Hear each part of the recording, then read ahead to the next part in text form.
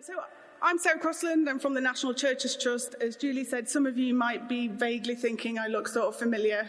I managed the Heritage Inspired project across South Yorkshire between 1998 and 2007. So I've probably met a few of you. I now work for the National Churches Trust, which, if you haven't heard of us, we are an organisation that gives grants for repairs to church buildings and installing new facilities. We promote maintenance through our maintenance booker site, and we promote tourism through the work that I do. So I'm going to give you kind of quite a whistle-stop tour, but do get in touch if you've got any questions, comments, ideas, anything like that, really. So, in the beginning, we're the church geeks. Now, church geeks are people like me who will knock on a door, will rattle a handle, will even ring the vicar or the church warden to get access to a church. There are quite a few of us out there. But not everybody is a church geek. So there are geeks of other kinds. So there are people interested in sculpture or cream teas or climbing or walking or stained glass or all sorts of things. And our kind of challenge in promoting churches is to sort of bring all of the things that we can offer with our amazing church buildings and their stories together, and say to people that whatever it is that they love, whatever it is that inspires them, they can see it or they can do it or they can experience it in at least one of our church buildings. Because we've got the best buildings in the country. We've got amazing spaces, amazing stories, and all we have to do is open the doors and people will come. So, a bit of inspiration to start with, a bit of kind of tourism facts and stats.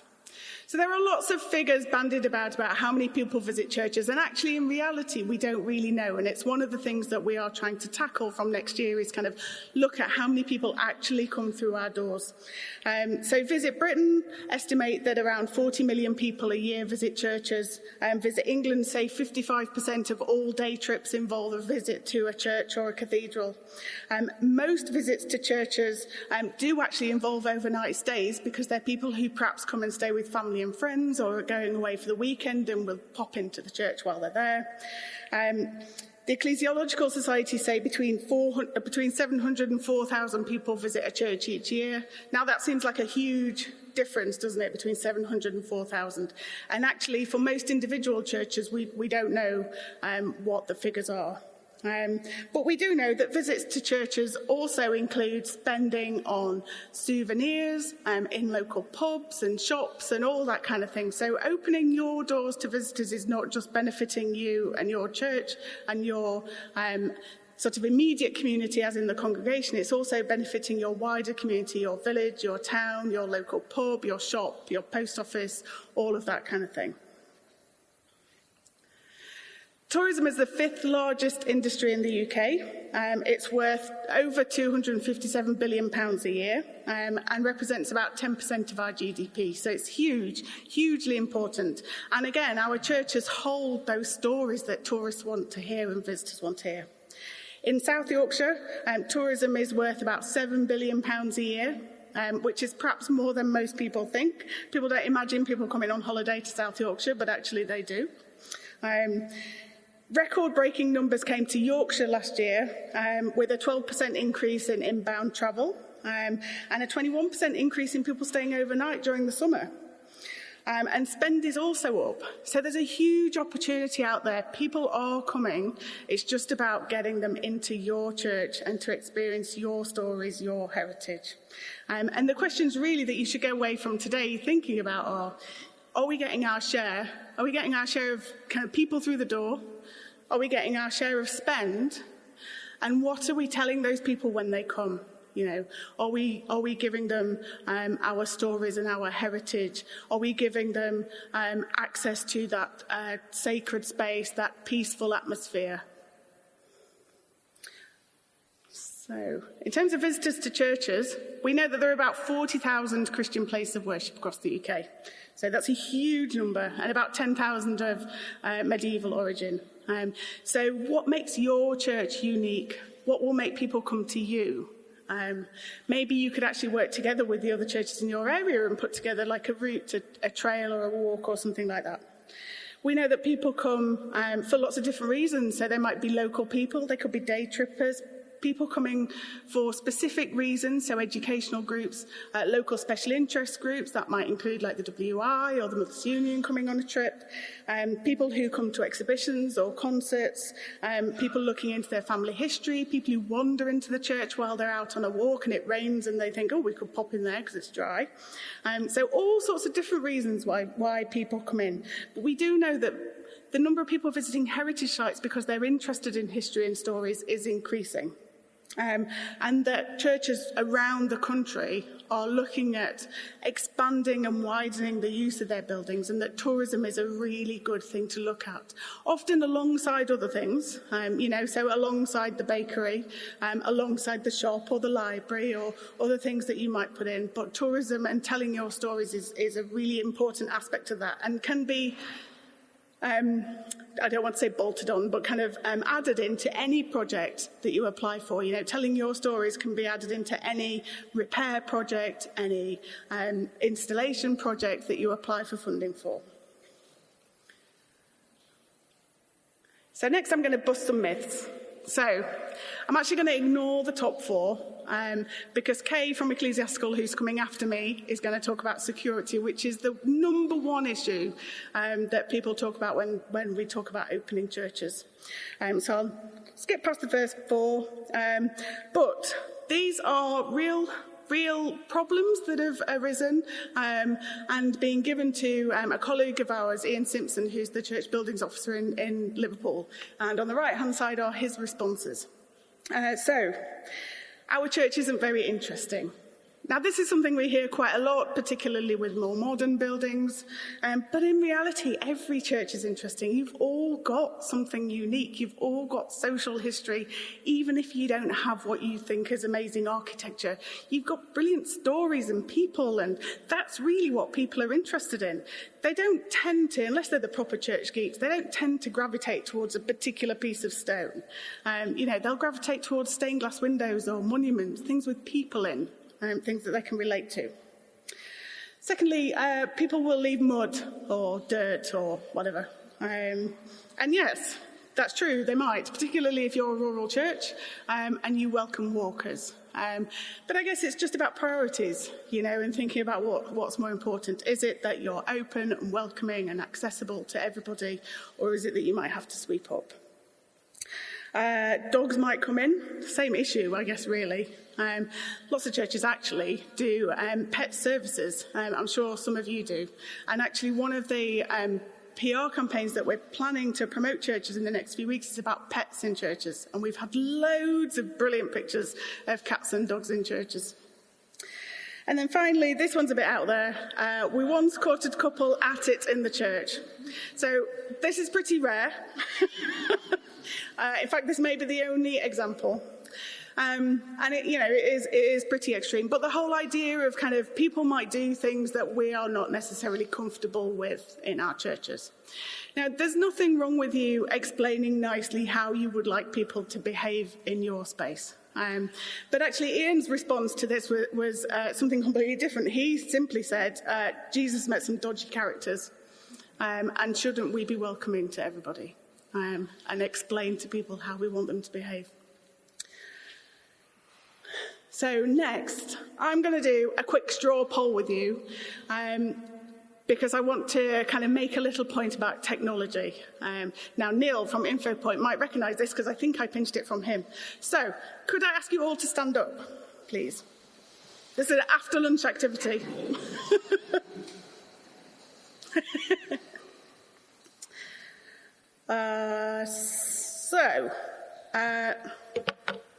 Sit down if you don't own one of these. So I've got in my hand a smartphone and a tablet. So if you don't own either of those or have access to either of those, sit down. Okay, not bad. So sit down if you don't use these to access the internet at all. So that might be, it might be actually going on a web browser, but it might be Facebook or it might be Twitter or something like that, something online. Okay, great. Now, next one, a bit more complicated. Sit down if you think this is a difficult one to phrase, sit down if you think that you don't use this for more than half of your internet use. So maybe if you use a desktop or something like that for more than half of your internet use. And I would think particularly about your private internet use. So you're not work, not sat in front of a computer for work, but the kind of stuff that you do personally. Okay, so the people standing, you believe that you use one of these, so a mobile device, for more than 50% of your internet use. You all are in the majority out there in the world. Most people now access the internet most of the time using a mobile device. And that's a really important thing to consider. You can all sit down now.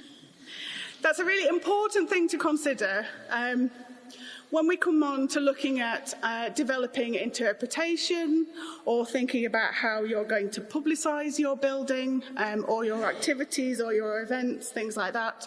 Just thinking about how people access that information. They're not all sat in front of a desktop at home. They're not necessarily seeing posters by the side of the road. They're using one of these. And actually using one of these on a small screen is very different to using a desktop at home. So you have to consider that when you're thinking about how you put together your kind of promotional activities. So just something to bear in mind. So where to start? I'm going to run through really the basics. I do a whole kind of church tourism training day, in fact more than one session that we can run. If you're interested, you can let Julie know. But I'm just going to run through some of the basics. So opening is not really rocket science. None of what I'm going to talk about is rocket science. You don't have to start with the big and the expensive. You can start with the small, the simple, the relatively cheap. In fact, actually, that's a better way to start because it means that you can test what you are developing to make sure that it works. But, set your standards. What is it that you want to give people? What kind of experience do you want them to have when they come into your church? How do you want them to feel when they leave? What do you want them to talk about with their friends? Think about security. Talk to Kate, potentially. Think about accessibility. So can people see your main features? Can they get at them? Can they get in the door?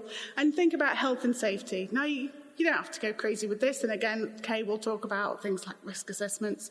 But, think about it. The most important thing with all of these things is to have considered what can happen before it actually happens.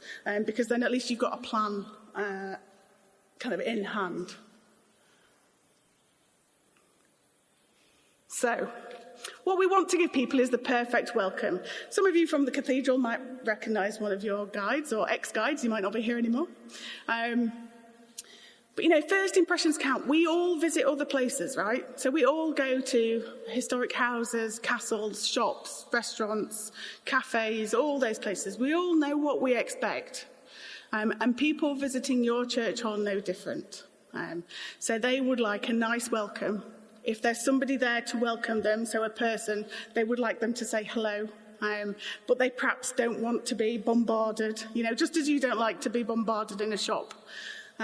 So think about your welcome and how you meet visitors, how you reach out to them. That doesn't necessarily have to be with a person. It can be via a leaflet that you can give everybody to pick up. It could be one of the pull-up banners, like at the back of the cathedral that says welcome, a sign outside, your notice board, all those kind of things. But just making people feel welcome and making everybody feel welcome. Think about both outside your church and inside. So think about, it's kind of like if you were selling your house. So think about your curb appeal and how the church looks as you approach it from outside. Are the paths neat and tidy? That kind of thing. Is the porch clean? And then when you come into the church, can people find the lights? Is there kind of chairs piled up around a tomb? All those kind of things. Secondly, then, thinking about your stories. Now, as I said, I think every church has got amazing stories to tell and has got amazing heritage, whether it be architectural or whether it be social. And finding your stories can be as much of an interesting project for you and your community as it can be about talking to visitors when you've ultimately kind of written them down or presented them in some way. There's a church out in Silkstone that did an amazing project, an HLF-funded project, where they had, I think, about 90% of the village involved in this project over a few years. And they did kind of bring an object into the church, and they had somebody from the museum, and they had people researching people buried in the graveyard and the monuments in the church, and they built the whole kind of thing around a colliery disaster that happened in the village. So they researched all the children that were killed in the disaster, and they installed a new stained glass window, which was built by people from the village. It was designed by a professional, and the people who actually cut the glass were trained by the professional, but it was actually made by the people from the village. So they did an amazing project, and for them, it was as much about that kind of community engagement and getting as many people involved as possible as it was about the stories that came out at the end and the kind of final things that they produced. So they did leaflets, and they did a walk and some pull-up banners and some boards in the church and that kind of thing. But really the important part of it was that kind of community research and bringing new people into the church and, having them involved in this project that had never even been in the building before. But now they love it, and they volunteer, and they open the building every week. So it's not just about kind of the end product. It's about what you can do kind of on the way. As I said, people are really more interested in people. So they love things to do with windows or monuments or that kind of thing. When you start to think about publicity and promotion, there are so many options available to you now that it can be a bit mind-boggling. There's obviously the traditional kind of print publicity, so that could be flyers or leaflets or brochures or adverts in the local paper or press releases to the press, that kind of thing, going on Radio Sheffield, all those kind of things. But really think the key is to really think about kind of the content of your publicity, the design, if you're actually printing something off, and then how you're going to distribute it. Really, with printed publicity, with flyers, your biggest issue is going to be how do you get those in the hands of the people that are interested? And that can be really difficult. So there are tips and tools that you can use. There are companies who will distribute blocks of flyers to you, for you, and put them in those stands that you see in tourism attractions all over. And that's not actually very expensive. There's one called Take One Media, which will distribute, I think, 1,000 flyers for £25, which is not very much. So worth considering. But, you've also got a great resource in your congregation and your community. And if you can get each of those to take a centimetre of flyers out to all the places that they go, so the doctors and the post office and, all those other places, if they go to stay with their daughter in Nottingham for the weekend, take some with them and leave some there, go in all the other churches they go in. That's actually a really good way to get things out. And it also means that your congregation and your community are acting as your ambassadors and can talk about the events as well. It's really important to think about online. So your church website, which I hope you have, it's really important to think about that and think about what is on your homepage, and is that designed specifically for your congregation, or is it actually relevant to a wider audience? Your website is on the World Wide Web, so it is accessible to everybody. Two things really to point out. I do a lot of research of church websites, getting information for our Explore Churches site. And two things that are generally not on a church's homepage are the address of the church, because everybody knows where the church is, because it's that big, pointy building in the village, and everybody knows where that is, so we don't need to put the address on. Well, you don't know where it is if you're coming from Nottingham. And secondly, the church opening times, particularly if churches are open all the time. They don't put that on the website because they assume you knew because we're open all the time. So everybody knows we're open all the time. But it's really important to actually list that on the website, because if you want people to travel to come to look at the church, they need to know that it's going to be open. And it's actually really important that if you put opening times on your site or on Explore Churches, that you stick to those and that you are open those times. It doesn't matter if you can't be open every day. If you can only be open one day a week, that's fine. But if you're going to advertise those opening times, make sure that you are open during those times. Then there's a church near you, which is the Church of England site. So I'd really recommend that you make sure that your area, as it is now on A Church Near You, is up to date. There are lots of different tabs and things that you can fill in on A Church Near You, so really useful. And then there are sites, obviously, like Explore Churches, which I'll talk about later on. Also, you need to be social media savvy now, I'm afraid. Really, whether you like it or not in some ways. Most people out there use some kind of social media. Facebook is the largest growing group population in the world, and grandparents are the fastest growing demographic on Twitter. So it's really important that you are out there. You don't have to use everything. Facebook is great if you want to start conversations and have conversations with people. Twitter's great if you just want to put quick things out there. Instagram has a much younger audience, but it's like a kind of lovely, glossy magazine. So it's really important that you're out there. And actually, even if you don't have your own accounts, I would really recommend that you go home and look on Facebook, Twitter, and Instagram to see what people are posting about your church. Because even if you don't have an account that they've tagged you into, you will find that people have taken beautiful pictures of your building and have posted them on Twitter or something like that. Similarly with review sites like TripAdvisor or Yelp. You may not have taken control of your page on TripAdvisor, but as we've been doing the research for Explore Churches, we found that way more churches have pages on TripAdvisor than don't. And as a visitor, me as a visitor going to a restaurant or a church, I can set you up with a page on TripAdvisor and put my review on there without you ever knowing it's there. So there could be some amazing reviews out there. Some lovely things being said about your volunteers and your building and your stories that you don't know about. And it's great if you can engage with those people. It really works on TripAdvisor if you can send replies to people saying, thanks for coming, that's brilliant. Or maybe answer some queries, or if anybody's had any problems, that kind of thing. It's great to kind of have that conversation. But just check what's already going on. Next, using technology, and that's one reason why I did this with you. Things have changed since we ran Heritage Inspired.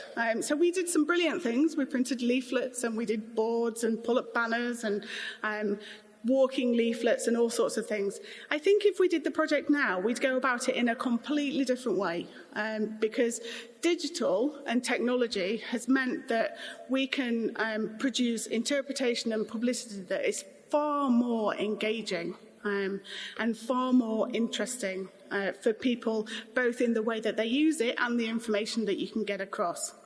Also, because it's digital, it means that you could literally change it day by day if you wanted to. So you don't have to worry about printing off 5,000 guidebooks and then them going out of date the next year. You can keep adapting, you can keep adding as you research, and you can keep it fresh. So there are really a few things to consider. You could think about providing interpretation which takes advantage of the fact that most people will travel with one of these. So it's called Bring Your Own Device. So I've got my phone. For example, thinking of the places I've been recently, I could go into the prison museum in Ripon and scan a QR code on the wall in the museum. And because I've got my headphones in, it will play me some audio of one of the prison guards explaining what used to happen in the cell that I'm in. So you could do that very easily around a church. And there are actually apps available that mean that you can do that within a framework that already exists. You don't need to create something bespoke. You don't need to build your own app, which can be upwards of £100,000 to build an app sometimes. You can use the technology that's already out there, and all you do is fill it with your content. So, for example, there's an app called Easy Travel, which is izi.travel. And basically, you allocate points using GPS locations, so using coordinates. And those points could be around a church, or they could be around a village, or they could be around a country. And then for each of those points, you can upload video or audio or images or text or whatever. So you can create a trail in that sense around your building. You could look at publicity via social media. So yes, that means putting stuff out there on your Facebook page, but also think about targeted advertising using social media. So I was mentioning earlier on about that distribution of leaflets and making sure that they get into the right hands. Targeted advertising using social media, although it may be the bane of our lives when we see sponsored posts, actually, as an advertiser, it can be amazing because you can really target groups of people. So we've just done some advertising for an open heritage festival in Lincolnshire. And we could target people in Lincolnshire who are interested in heritage, who are members of the National Trust, and who are families between like 20 and 40. And you can be that specific.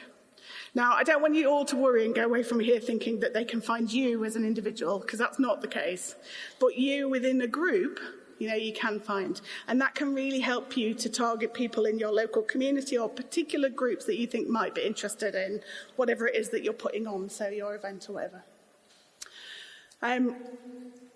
Next, the big one for us at the minute is counting visitors. Now, as I said, we don't really know how many people visit churches. And it would be useful to know, because it would really help us make a strong argument to organisations like Visit England that actually churches should be taken seriously. And that they shouldn't just promote, cathedrals are amazing, but our parish churches have got brilliant stories and brilliant architecture. So we need to know really how many people are coming.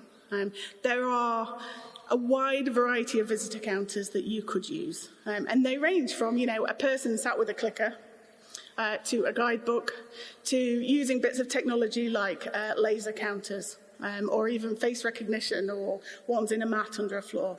And what suits you in your situation is going to vary. But all I would say is, if you're thinking about any kind of project where you're going to apply for funding, so any kind of repair project or installing facilities or anything like that, then adding on what would be no more than £500 for a really good visitor counter is well worth it. And it's peanuts out of a big HLF grant. It really is.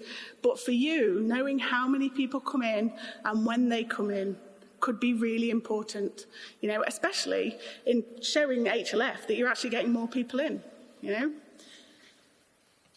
it helps you really to do that last thing, build a picture of your audience. When are you coming in?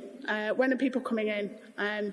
Are people coming in and staying in for a long time, or are they just popping their head through the door? All those sorts of things. Now, the one thing that people say to me when I talk about all this, digital and technology, particularly in rural areas, is, we don't have a good signal in our area. We don't have good coverage for mobile. We don't have Wi-Fi in the church. Many of you probably have talked to Neil over lunch about the info point, which is up at the top there. That's a brilliant system to use because it can give people access to what is essentially like a closed internet. So you can put all your interpretation or your information about publicity or even your church website on there. And again, because it's a one-off cost, it's peanuts to add on to an HLF grant. So if there's one thing you can go away from this slide today, is really to think about adding those things into your grant funding applications. And just think about how they can benefit you in the future. Now, I'm going to do a bit of selling now. So, Julie mentioned our Explore Churches website. So this website has been live for about 20 months. And is a church tourism promotional website. Ultimately, we would like it to become like a Welcome to Yorkshire or a Visit England for churches.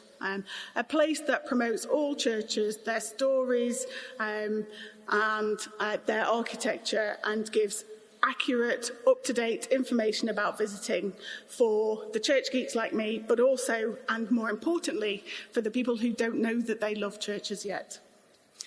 So, just like to say, actually, we're updating Explore Churches, and the new website is going live tomorrow. So you can have a look at it tomorrow. From tomorrow, you'll be able to see both the old one and the new one simultaneously online if you know both of the URLs. It's a little bit stressful, but it's all going to be fine. But in a couple of weeks, we're doing a big kind of PR push for it. We'll have lots of articles in national press and all that kind of thing. So hopefully we'll have it all ready by then. We'll have got rid of the gremlins that will appear tomorrow when we make it live. But essentially, there's a homepage which lists at the top, you can see where it says Inspire Me. They are our what we call themed lists. So we've created, and we continue to create every couple of weeks, a list of churches within a theme. And over the past 20 months or so, we've done a wide variety of those. So they've been things like churches designed by Hawksmoor, churches that hold beer festivals, churches that have been in Doctor Who, ancient yew trees, Bill Bryson's favourites, all sorts of different things. And we will continue to upload a new list every 2 weeks. Now, if there's any theme or idea that you can think of, I would love to hear from you. Particularly because obviously, you know, I'm from this area, particularly if there's something local to this area that we could promote. So the theme lists go live every 2 weeks. We also list trails. So some of you might remember we did 12 walking and cycling routes as part of Heritage Inspired. So I'm going to be uploading those. So the first one that's gone up is the 5 Churches Walk in Rotherham, which is always popular. But we'll be doing all of them, and if you've got more, then do let me know. Send me an email, send me a PDF, send me a link, something like that. From the themed list pages, you click through to an individual page about each church. So all the churches that were involved in Heritage Inspired have a page. If you weren't, that doesn't matter at all. You can have your own page. There's an online form to fill in. It's quick, it's simple. If you do already have a page, then please have a look at it and make sure it's still correct. On your church page, there's a gallery for images. There's an area for information about the history of your building. There's opening times, accessibility, an area where you can put your regular events like, if you have yoga or you have Mothers Union or you have toddler groups or whatever you might do in the building regularly. You can have downloads like leaflets and guidebooks and stuff. You can put your social media links on there and your TripAdvisor. So all sorts of things, all the kind of things that you would want to know about somewhere that you're going to visit. Then we've got a brand new events listing section, so calendar, where you can put kind of the one-off things. So that might be the Bradfield Festival of Music, or it might be an exhibition that's on for a week, or it might be something happening just over one day in a church. So please list as many of those as you can, and we will actually use that to then promote them via our social media, so via the Explore Churches and the National Churches Trust social media. And then there are lots of kind of pages about advice on filling your form in for this, but also about tourism in general. And there's a visitor guide section for visitors, which has quite a detailed glossary of the main features of a church, and some lovely videos, some video by Richard Taylor, who you might know, about kind of welcoming into church and that kind of thing. So hopefully the new site is much better than the old one. Now, as I said, we're going to launch in a couple of weeks. It will be live from tomorrow, but we'll actually launch probably the week commencing the 1st of October. We've got some plans to do some quite big kind of PR stories, and if you've got anything that you could add to those, I would love to hear from you. So we're doing a story about kind of church keys. So I was interested to see the picture that was up just now of the church key. So if you've got a cool, old, interesting, big church key, please take a picture of it and send it to me. Pets in churches, again, as I mentioned, so if you've got a picture of your dog or your cat or your donkey or whatever in church, then please send that to me. And then we're doing churches with funny names. So in London, there's St Andrew by the Wardrobe. In Leeds, there's St Peter in the Wilderness. You know, those kind of things that make us go, oh, I wonder why they're called that. So you can look out for those in a few weeks.